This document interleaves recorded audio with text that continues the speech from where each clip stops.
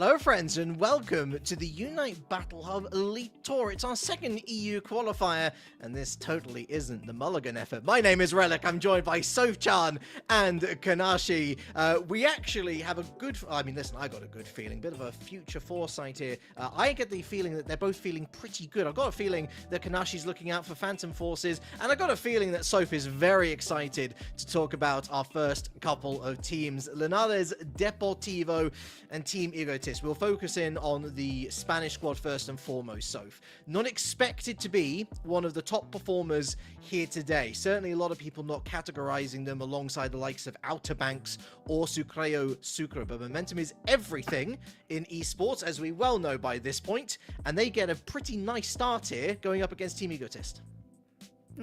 They do, because we saw them last week. Linares Deportivo came to Battle Hub, I believe, for the first time that we were seeing them as a team or even the players individually.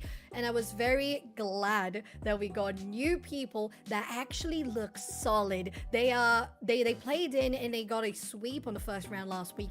Then even took a game off Squishy Squad. Of course, one of those teams that has had more experience here on Battle Hub and UCS. So the fact that they play that and even getting into that one game, although they lost the match, still looked like a very competitive team, close matches.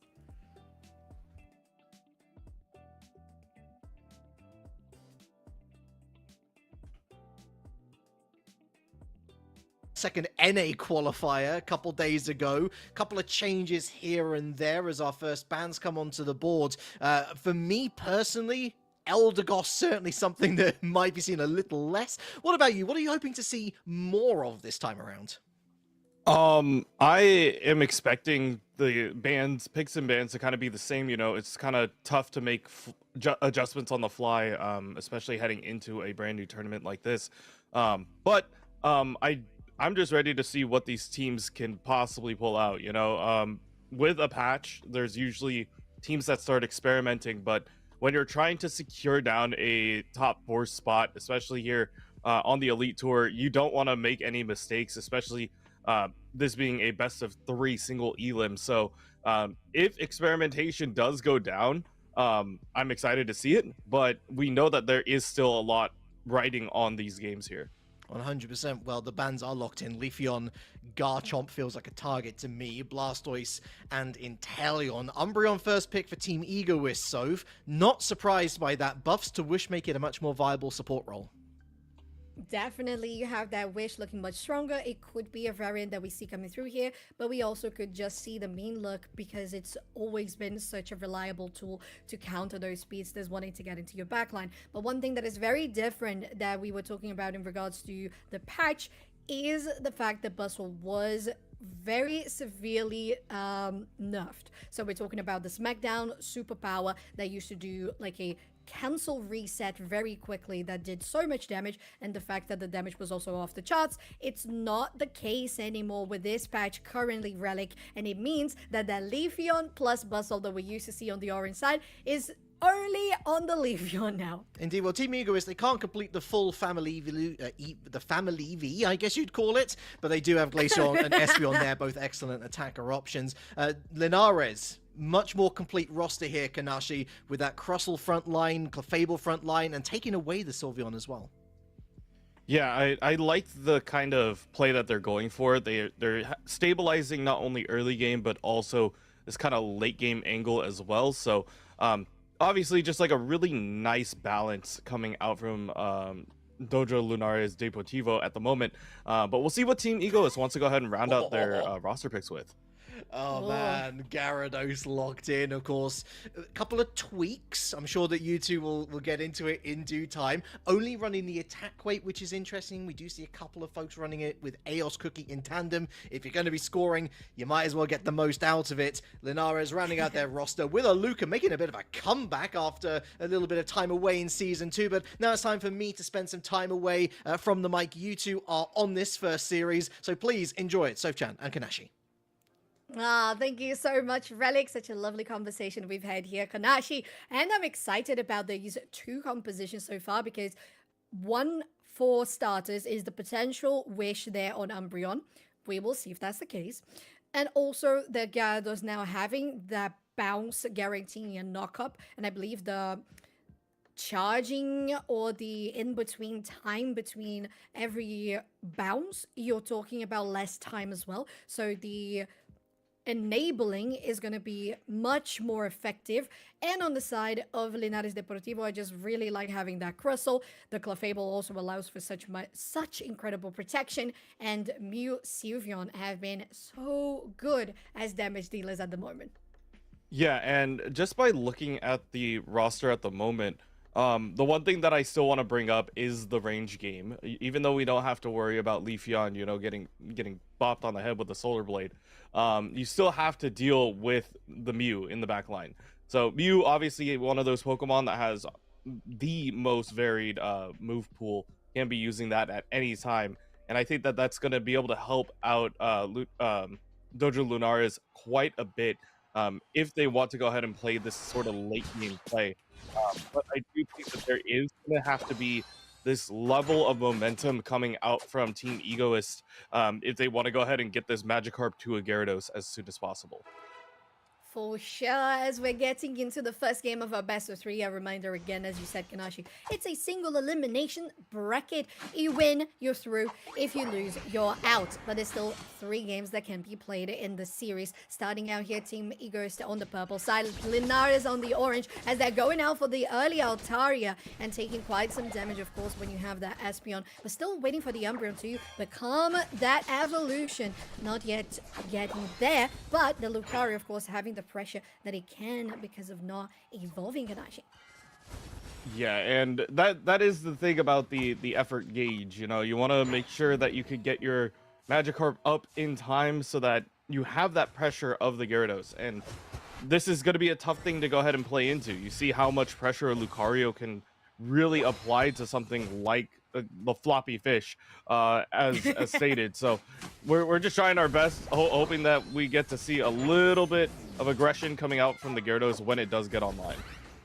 And they're trying to get as much of the AS energy you mentioned as possible, and they're doing a fairly good job. The Espeon on 19 of that AS energy, denying most of it from Dojo Linares here at the top side. But we're also talking about a bottom that has that Mew potential and the Crustle that we know have been so powerful so far. That Glaceon could do some damage, but now on the top side, there's the Melock locking them down. And with that, the Clefairy, not even a Clefable yet, gets taken. And the more that Yvonne has on the Magikarp, the better they feel. Now Lucario defending against the 3 members, Melock locking them into place while Magikarp goes into the back line, gets a nice score. But there's the Clefairy helping it up a little bit. It could be a takedown, and it is at least 1. But now the Sword Power is going to lock the Lucario out.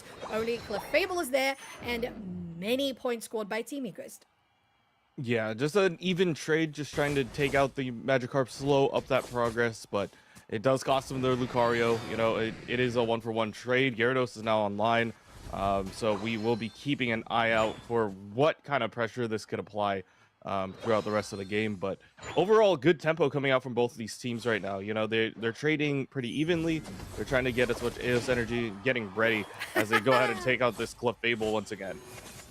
Oh, good. Really good. And that's a quick Gyarados already online for the side of Team Egoist. It's going to be so much pressure that they can assert, and especially when those levels are looking fairly similar on both ends. Now both teams rotating here for the bottom Reggie, trying to get into position as fast as possible. It's a 4v3 so far for Dojo Linares, as they have preemptively decided to rotate. And of course the Mew doing that poking damage as good as they can with the boosted attack, with the solar beams, and Moonlight helping massively on the side of them as they start Reggie Steel very nicely and quickly. Umbreon taking so much of their health damage, but there goes the Glacial State, dealing some damage with the Ice Cold Spear, and the Fairy Frolic just to deny some of it. While on the back line, there's going to be Mew dealing damage with the Solar Beam. Ice Cold Spear again is going to lock it down. No support over the side of Dojo Linares, and Umbreon steals it away, Kanashi! Yeah, just going to be able to secure it down, and they're still looking at even more. Team Egoist going to go ahead and clean up the Sylveon at the moment. Might be taking a peek at the Mew, but the Mew's just going to go ahead and play from distance, let them score up whatever they want to at the moment, and then they're going to try to get a quick overcap if they can. but it looks like the rest of Dojo Lunar is slowly starting to get in here. The Rock Tomb preventing the retreat at the moment. Nice pop right there to go ahead and keep the rest of the team up. But Team Ego is looking to back out of this fight as Dojo Lunar is just trying to stabilize. Very nicely done by them, because we know how great the Solar Beam is in confirming objectives, Kanashi, but Team Ego still got it with the Umbreon, of all people. Now going here to the top side, you have Ivana going out on that fight against Lucario, but now with the backup of Clefable, that's going to be a Moonlight and the Gravity taking them out into the Unite move. They go and they could escape right as we speak. Eject button to just get them even closer to those berries at home, and that's going to be them escaping on the side of Team Egoist. Yeah, that was a very clutch play right there. You know, narrowly escaping with their with a sliver of HP to continue on with this pressure here. But you know, still a little bit of a scuffle going on now that Regieleki's kind of one of the few objectives up right now. But a Psychic Solaire gonna go ahead and hold up the rest of the team. A nice, very frolic right on top of them as well, answered back by Dojo Lunaris, and they're gonna continue on with this pressure. Looking good, really, really good. Now the Hyper Voice to lock it down too. The Icicle Spear denies the damage, and the Gyarados takes the opportunity on that boosted attack on Mew to just go in. Now close combat coming from Lucario, also a bounce once again. Look at the damage on this. Gyarados just absolutely ripping it. And speaking of, that's going to be Regieleki taking damage, a 3v3 here at the top side. Mew will make it a numbers advantage for Dojo Linares, trying to get a steal, but not in position yet. Do they have the Unite move to come through? No, they don't. Icicle Spear confirms it for the side of Team Egoist, and they even take down the Lucario as well. There's going to be another Unite move coming through, and a 3 KO streak for the Gyarados as they get a massive 4 KO streak and a massive 37 over dunk. Yeah, and you see the aggression still coming out from this very long Vaporeon, if you want to label it as that. You see this evolution train trying to continue on forward, but yeah, Gyarados is just doing insane amounts of damage and just applying the pressure with Regieleki as well. You have not only the pressure onto the front goal, but now being able to follow that up with even more damage is just helping them out so much. Really is. And now with the second Reggie at the bottom, Reggie Rock spawned, you're going in. That's Unite move that came out from Lucario, probably fighting there on for Gyarados. No. Yeah, in the central area. There we go. But now Psychic Solaire goes in, gets a very nice knock-up onto both of the players there on the Dojo Linares. And although Mew is such a good weapon to secure objectives, they did use their Solar Beam on the enemy instead of the Reggie. So now Team Egoist guarantees the second of those at the bottom, still pushing out. Got so much of an overdump to be dealt, and that's going to be 50 on the 13 goal as they take Lucario as well. Team Egoist making an absolute menace of a push. Now Gyarados still interested in some more, but the team is saying, well, be safe. We can engage later on. Yeah, they are just going to go ahead and back out, you know, fight another day. You have to get ready for this final stretch that's about to start in under a minute. So the thing that I want to keep tabs on, I think it is the Crustle at the moment, but they decided to go with Stealth Rocks. We see how much pressure it does apply, but I don't know if it's giving them as much value as they would have liked if they had X-Scissor as well. Not only being able to hold people, but a slight stun to help them out. We'll see if that is something that they are going to go ahead and change up if they pick up Crustle again, or if they're trying to use it to just secure objectives. But so far, you know, Team Egoist has been able to get those last hits, apply the pressure where needed, and just continue on forward.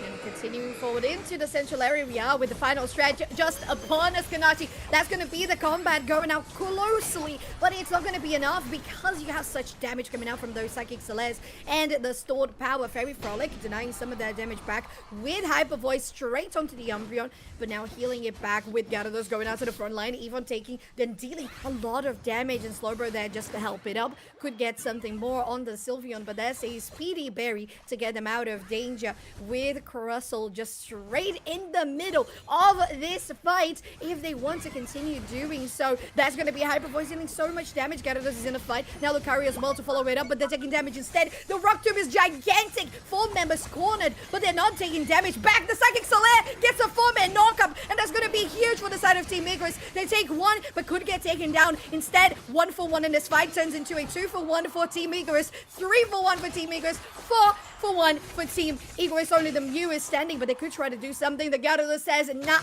under my watch. And Team Igris already ahead, Kanashi on points. They are ripping the rain.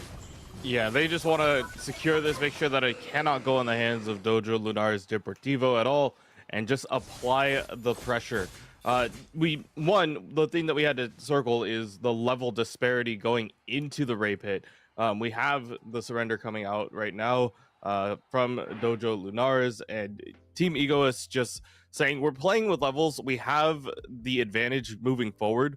We might as well just keep our foot on the gas and just keep going. So really well played by them, understanding their positioning, understanding what they needed. And that is exactly how they really locked this down. Just good aggression, good tempo, and good pace, especially coming out from the Gyarados in order to go ahead and help them secure out a couple things. But yeah, Egoist playing at a different tempo, at a different speed than Dojo Lunares at the moment. And we'll see if there are adjustments heading into game number 2. Exciting stuff, because we had a very good foundation on the side of Dojo Linares that was fighting it back, but I felt like sometimes Jahavichu was a little too aggressive on those fights. As Lucario, you really need that backup immediately at your side. So if Clefable was behind, and we saw that happening in the top side, then you got to be careful with how much you can endure yourself, because you're not tank. You're definitely going to be dealing some damage and tanking it back, but not as much as a true defender, given that you are an all-rounder. So I believe that when those plays were thought through, maybe they had to be better coordinated, because those Rock Tombs were amazing, the Fairy Frolics as well, but it felt like instead of having all the damage coming through at once and really layering it down, Kanashi, kinda seeing Dojo Linares go one by one and getting knocked down one by one had them in a very bad spot at the end of the game. Yeah, and that is just some of the things that I see, especially during this final stretch replay that we're looking at right now. Dojo Lunares had excellent Rock Tomb placement. They had moments where they were able to lock in certain Pokemon, but it's more of a call an ambulance but not for me moment, where you have 4 of them locked in, but now you're playing into a fight where you're out leveled, and now they might not be able to retreat. They're just going to step forward and move forward. It's very true. So you gotta have that communication really nailed down, because on the side of Team Igris, that's what it felt to me. They had good communication on the game plan, go into the top side, really get that Gyarados online, you said, Kanashi, and just guarantee that while you are doing so, you also take all of that experience away from Lucario, so you delay back weight and how you're getting the, as we mentioned, the Clefairy for, I don't know, 3 whole minutes, I would say. And because of that, the attack and the damage really gets hindered when you don't have a good support there to, of course, they're good. Clefairy was a great support, but you didn't have it on the right levels to really back you up.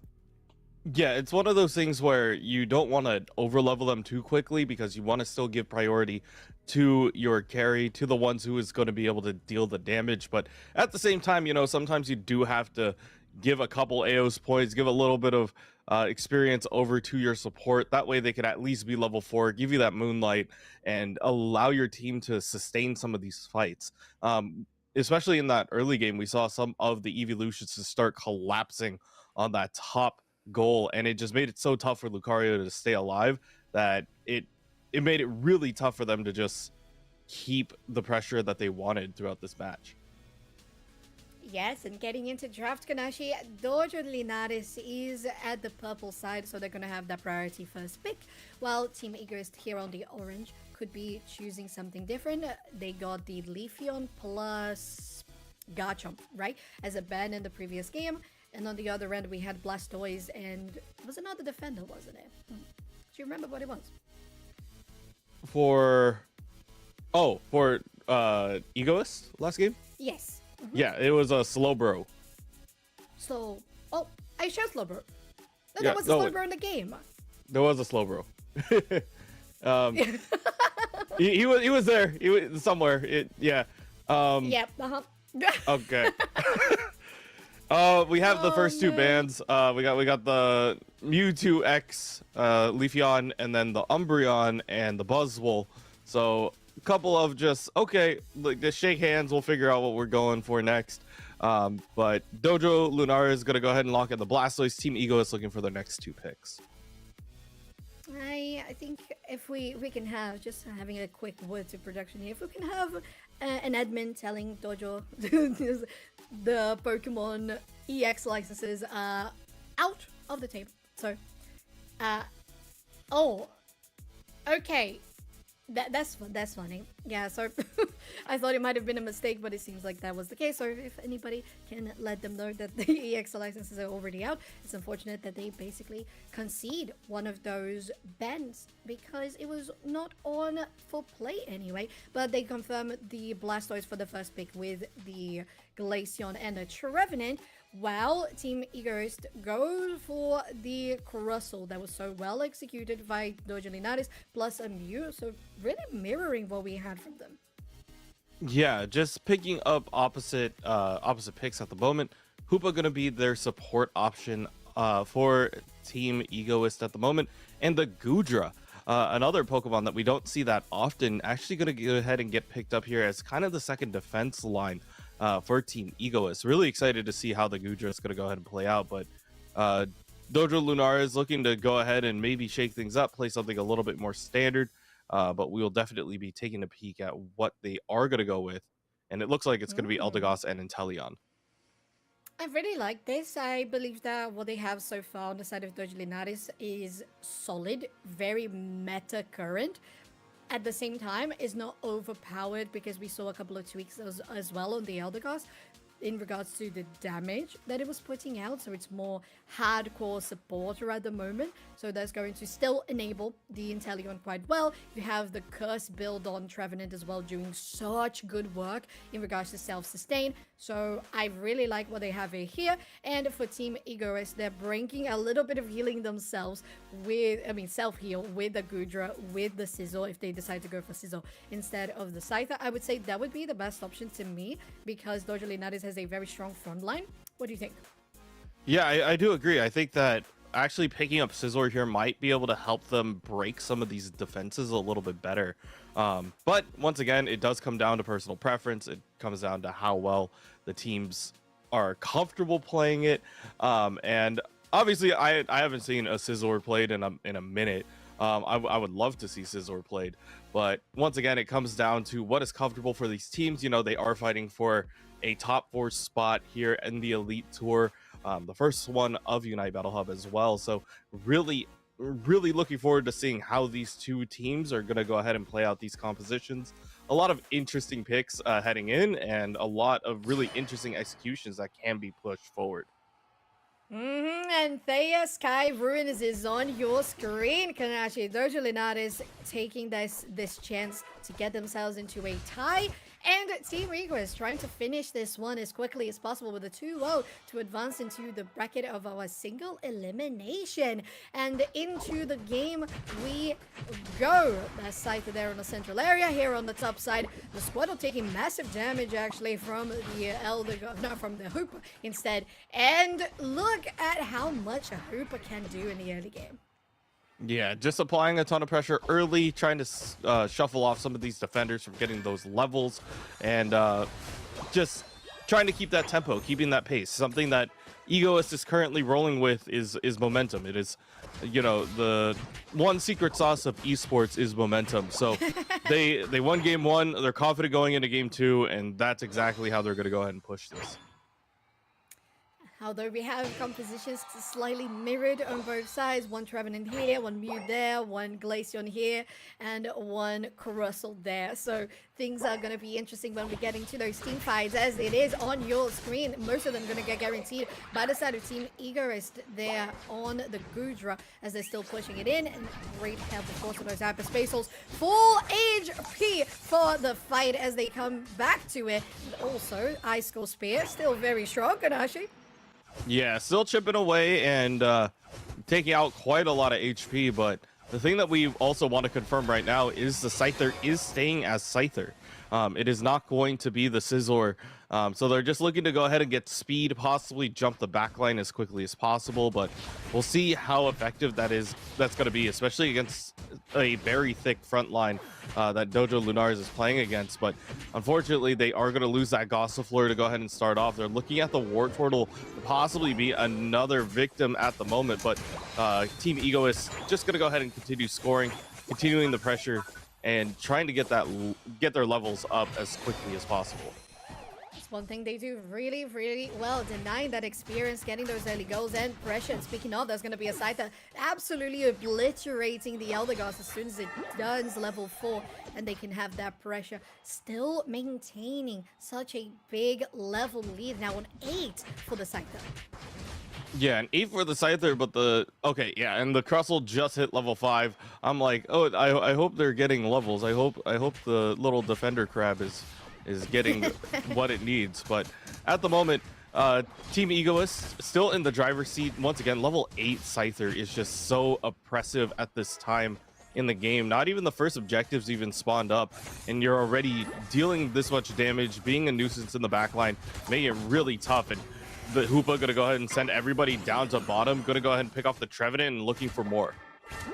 Yeah, they are. As soon as they have that level 9 for the Unite move site that gets the 2KO streak, pushes in, there's going to be a huge dunk on the bottom end as they are getting that priority for the basement Reggie, clearing out all of those wild Pokemon as they go, because you want to have even more control over the enemy, and they are doing it so well. Yeah, and they're trying to get this as close to breakpoint as possible. They do secure down the Regirock as well. So you see the Crustle running away, barely escaping with any HP. The Solar Beam going to go ahead and chip them up and give them a little bit of information of who is there. But they know that they want to go ahead and take this engagement.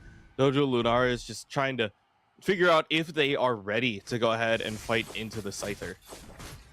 Very true, because you don't want to go into a fight that you're going to lose, Kanashi. It might as well just go for the wild Pokemon, get those levels back, and try to engage. But if Team Egoist even allows you the chance to be a little peaceful about it, if they want to go in, they will, and they are being aggressive from the moment 0 of this game. Now getting up here, finally a Blastoise could get the Hydro Typhoon soon for this fight. Maybe not. We'll see if there's going to be there in time. They have a Hydro Pump dealing some damage onto Gudra, but still can be really well sustained by the Hoopa. Yeah, they're just keeping the team alive. They're just shooting and getting some of the beams in. Oh my god, they're going to go ahead and take the Hoopa for a ride, but going to be able to head back, but looks like they are going to get aggressive. The Scyther now has returned and is ready to go ahead and wreak havoc here up at the top center goal at the moment. So Lunaris really has to find some footing. They have to get some levels, have to get some of their Unite moves online so that they can even go toe-to-toe with Egoist. But once again, the Scyther is just playing at a completely different speed right now. Yeah, they are, and that speed is getting them to level 12 already, as they have confirmed their Regieleki. There's 19 seconds for the basement Regi to spawn as well. We know that with the Hoopa, they can have massive rotation pressure, and we have seen that Gudra do so much being in the front line, taking all the damage for the Scyther to come through. If you have your cooldowns not up on the side of Dojo Lunaris, as you said, those Unite moves are so necessary for those team fights, then Team Egoist took advantage of it, punished Dojo Lunaris in this beginning, and now going to the bottom side, there's both defenders fighting each other, and the Hoopa with a 14 to finish that outer go. Yeah, they wanted to go ahead and break it so that they don't get the speedway, so they can't compete in this bottom lane. And at the moment, you have the Scyther piecing up this Registeel at the moment, but it looks like Dojo Lunaris is trying to go ahead and make a push here. They can. There's Hydro Typhoon gets one up, but there's a Mystical Mirage as well to continue forward. And the Cotton Cloud Crash doesn't really get no out of dodge. They're going to have to run for their lives. Only the Blastoise still standing. Could try to get this one with a Hydro Pump, but they are very much interested in not allowing it. It was close. It was dangerously close. Yeah, trying to go ahead and sneak that out, but it's not going to happen. Team Egoist is just ready to go. And level 14, we still have 3 minutes left. Like, this is really tough for Dojo Lunaris. And I think that, one, they have to go ahead and find more experience somewhere on the map that isn't being taken by the Scyther or the rest of the team when they are rotating together. And I feel like that is going to be a tough ask for Dojo Lunaris, but Team Egoist is just applying so much pressure, it's ridiculous.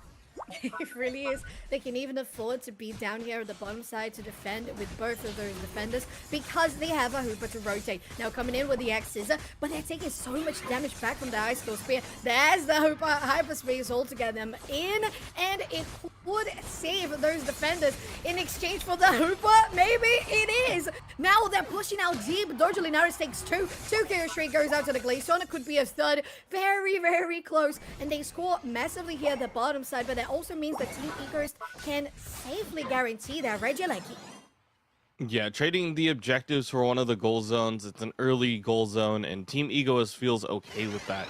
So, the Hoopa Hyperspace Hole was the correct play to go ahead and try to rotate a couple people down, possibly scare them off and say, like, wait, what if Scyther shows up?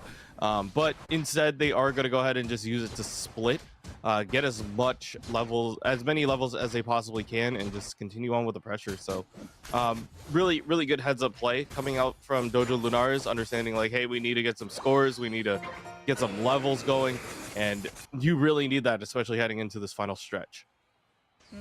Final stretch is the most dangerous moment of all, as all of those moves are unlocked and ready to go. We know the most damage for Linares comes out from the Glaceon, and they have been doing well if they can melt it through the front line. Huge of that Crystal plus Gudra. There's a Hyperspace Hole just to get them a little more of that HP ready for the fight. Speaking of Gudra, they are along the Scyther into the backline and into Dojo Linares.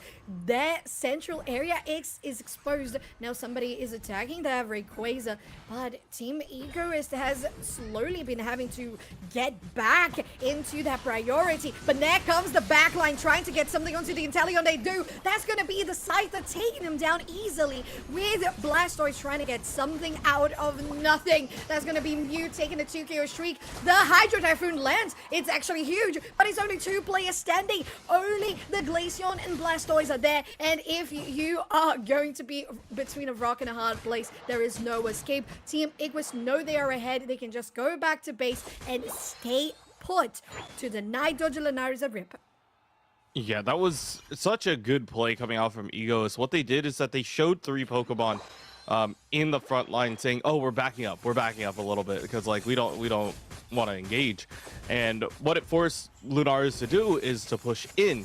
And by that time, they knew the positioning. They got the information of where the Inteleon is. Then they sent the Scyther immediately on it. So really well played by them. They just have to play defense for another 19 seconds, and they should be able to lock this up and punch their ticket to continue forward here in the Elite Tour. Doing really, really well to continue. As you said, 10 seconds to go. The Rayquaza is untouched, although we saw a quick attempt there from the Glaceon in trying to score. Oh no, can they do it? I think they can. Oh no, okay. That is at least a honor move. The Inteleon doesn't allow the Hundo Burger to come through delivery. Yeah, no DoorDash today. I'm hungry. I wouldn't mind a nice Hundo burger right now. We're always hungry, both of us. But it looks like we are going to go ahead and give Team Egoist the win. The 211 to 87 victory here. But yeah, overall, I just think that Egoist is playing at a different speed. We saw how crazy fast the Scyther was, not only for getting their levels, but also continuing to push the levels, apply more pressure throughout the game, and eventually being like level 13 with like 3 or almost 4 minutes remaining in the game. It's just so tough to go ahead and lock down this bug. And it's Excuse me. insane because we're looking at the damage charts and the Scyther only dealt 44,000 damage. And if you think of the pressure they were having and the positioning that they were just compressing Dojo Linares in those team fights, it felt like they were super impactful in damage, but it was all the rotations and game plan that Team Egoist had on the drawing board. Super well executed. The damage backing up by the Mew. Unfortunately for Dojo Linares, it's going to be a clean sweep and they are out of the competition. But it's not the last moment that you can participate because there's still last chance qualifier on this weekend on Sunday. If any teams from either EU and NA want to compete, they still have a chance. Now, Team Egos takes the sweep very gladly so, advancing into the second round on our semi-finals of this lovely what day is today? Thursday? Yeah, Thursday. Thursday afternoon. Yeah, excellent gameplay coming out from Egoist. We are going to be taking a quick break, but when we come back, we'll be bringing you guys the next round of our tournament. Stay tuned.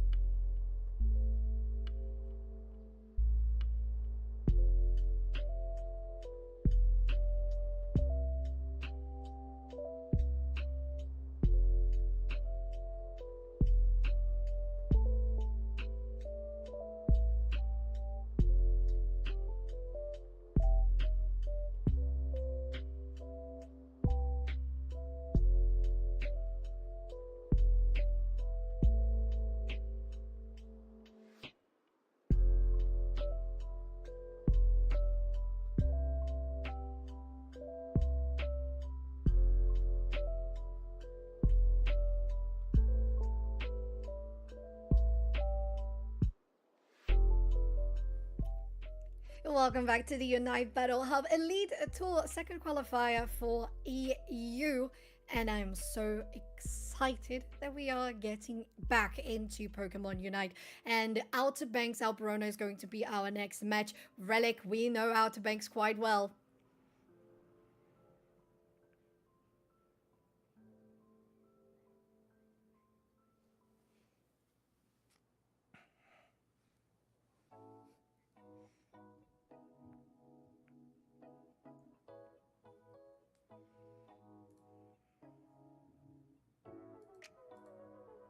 I'm muted. I'm muted. All of that beautiful dialogue gone to waste. Hilarious.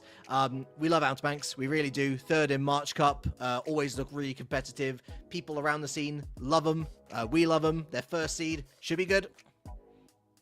Nice. Let's go into draft and Kanashi. We are already seeing that Leafeon and Blastoise. Nothing really changing so far.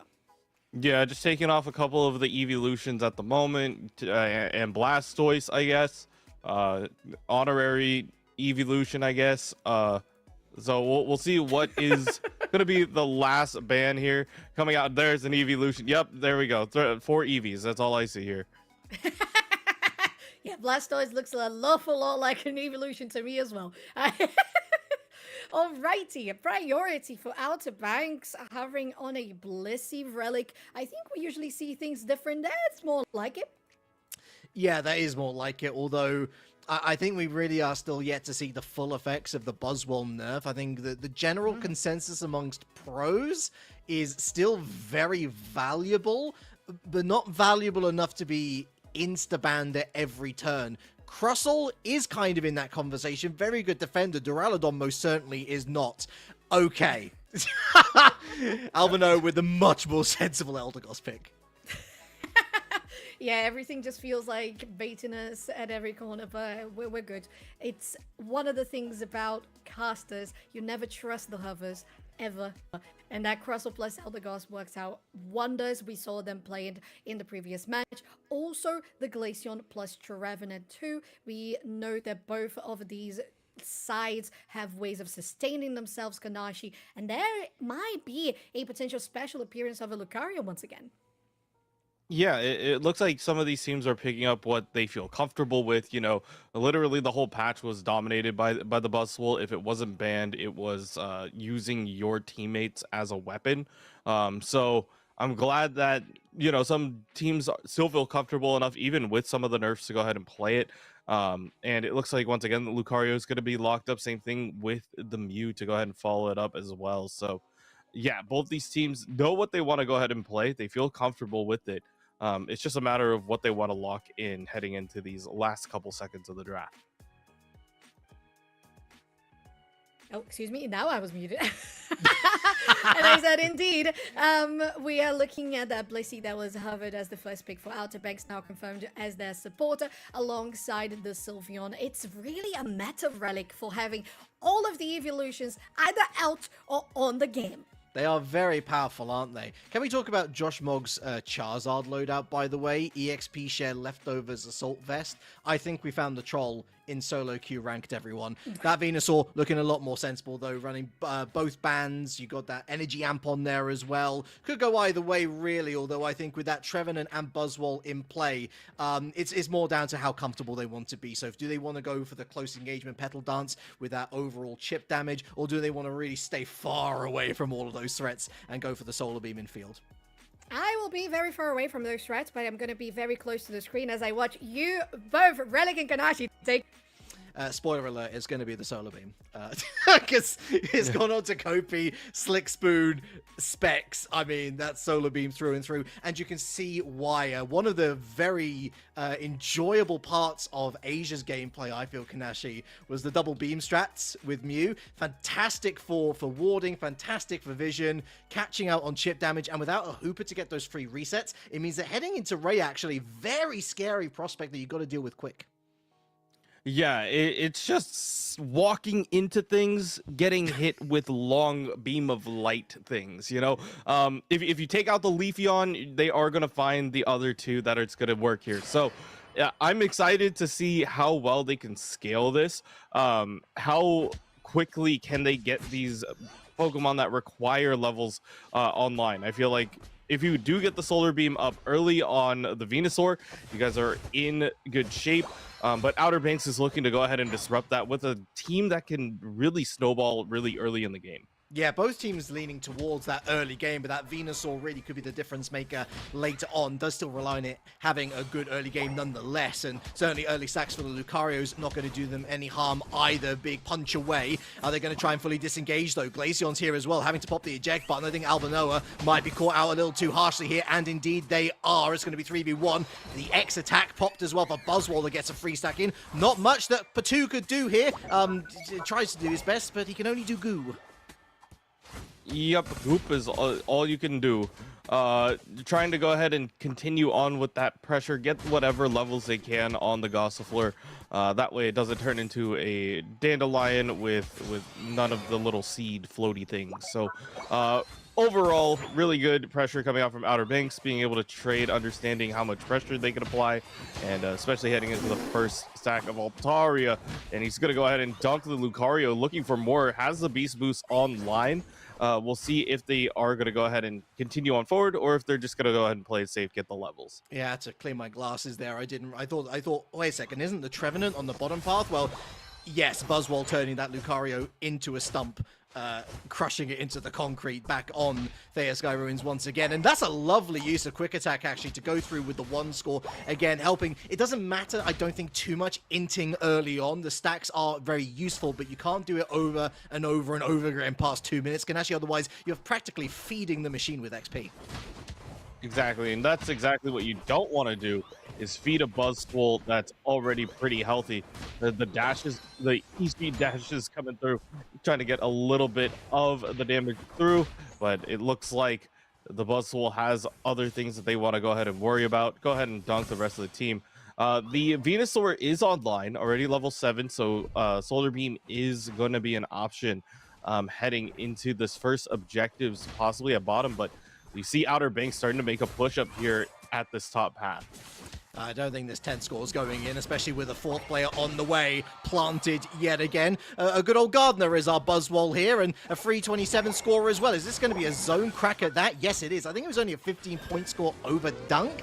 That said, still good free real estate to earn on that top path, considering that Regieleki is on the way on this bottom side, however. Good response from Alberona. That T1 zone down to 4. Trevenant ultimately goes down. They're going to get to 3, so a perfect overdunk opportunity, but it's an overdunk opportunity that will have to wait.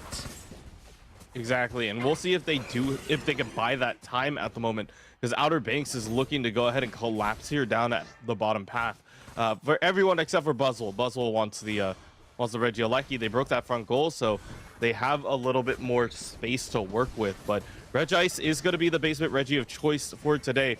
But we'll see if Alberona could go ahead and possibly shuffle Outer Banks off of it.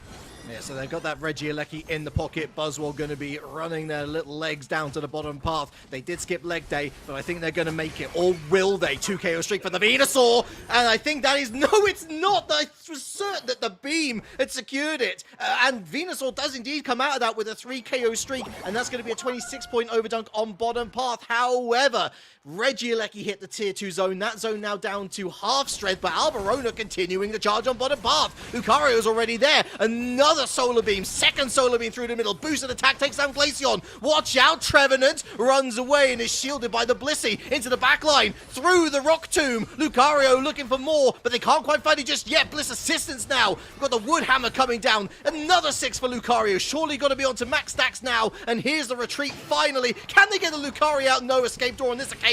And I think Venusaur might be biting it as well. Super Swole Slam, 2 KO streak.